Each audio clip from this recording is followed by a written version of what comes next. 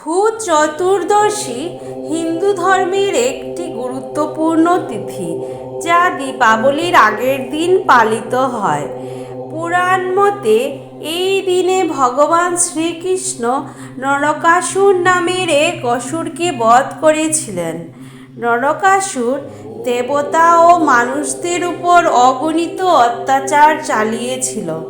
তার বধের মাধ্যমে অন্ধকারের উপর আলোর এবং অন্যায়ের উপর ন্যায়ের জয় প্রতিষ্ঠিত হয়। তাই এই দিনটি অন্ধকার থেকে আলোর উৎসব হিসেবেও পরিচিত।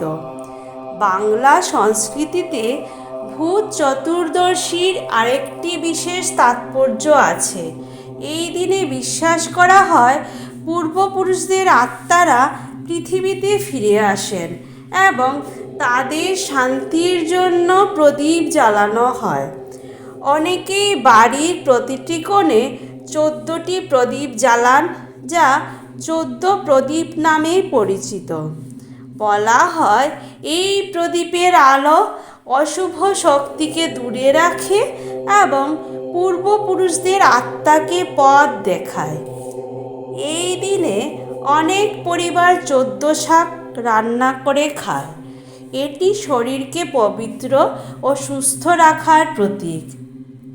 এছাড়াও ঘরে ঘরে প্রদীপ জ্বালানো, গঙ্গাজল ছিটানো ও বিশেষ প্রার্থনা করার রীতি প্রচলিত। ভূত চতুর্দশী আমাদের শেখায় যে অশুভ শক্তির উপর শুভ শক্তির জয় সর্বদা অবশ্যম্ভাবী। এটি আত্মার পবিত্রতা, পূর্বপুরুষদের শ্রদ্ধা ও আলোর জয়গানের দিন।